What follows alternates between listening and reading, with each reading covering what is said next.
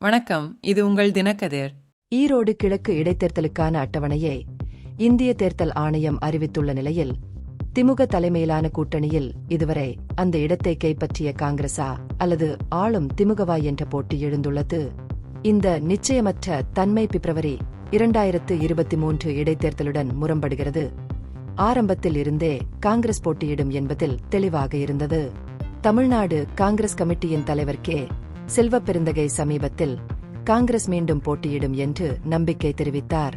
இருப்பினும் அகில இந்திய காங்கிரஸ் கமிட்டி மற்றும் முதல்வர் மு.க. ஸ்டாலினுடன் கலந்தாலோசித்து முடிவெடுக்கப்படும் என்று செவ்வாயன்று அவர் மிகவும் எச்சரிக்கையான தொனியை ஏற்றுக்கொண்டார். இதற்கிடையில் காங்கிரசின் ஈரோடு மாவட்ட அலகு போட்டியிடுவது என்று தீர்மானம் நிறைவேற்றுவதில் தீவிர ஆர்வம் காட்டியது. ஈரோடு தெற்கு மாவட்ட தலைவர் மக்கள் ஜி. ராஜன், மறைந்த ஈவிகேஎஸ் இளங்கோவனின் மகன் சஞ்சய் சம்பத் உள்ளிட்ட பல வேட்பாளர்கள் களமிறங்கியுள்ளனர். உள்ளூர் திமுக நிர்வாகிகளும் கட்சி தனது சொந்த வேட்பாளரை நிறுத்த வேண்டும் என்று ஆர்வமாக உள்ளனர். மேலும் இதுகுறித்து தலைமைக்கு தகவல் தெரிவித்துள்ளனர். இருப்பினும் ஈரோட்டில் உள்ள சில காங்கிரஸ் தலைவர்கள், குறிப்பாக 2026ஆம் ஆண்டு சட்டமன்ற தேர்தல் நடைபெறவுள்ள நிலையில் திமுகவுடன் பதற்றத்தை தவிர்ப்பது நல்லது என்று நினைக்கிறார்கள். சுவாரஸ்யமாக சில திமுக தலைவர்களும் இந்த உணர்வை பகிர்ந்து கொள்கிறார்கள்.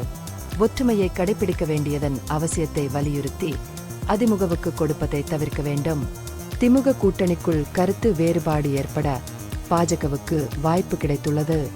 இந்த நிச்சயமற்ற நிலை இருந்த போதிலும் திமுக ஏற்கனவே முழு அளவிலான தேர்தல் ஏற்பாடுகளை தொடங்கியுள்ளது.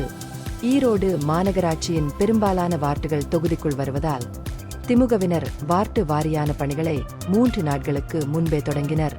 அவர்களின் முயற்சிகளில் முந்தைய இடைத்தேர்தலில் வாக்களிக்காத வாக்காளர்களை அடையாளம் காண்பது மற்றும் சிறந்த வாக்குப்பதிவை உறுதி செய்வதற்காக அவர்களின் தொடர்பு விவரங்களை சேகரிப்பது ஆகியவை அடங்கும்.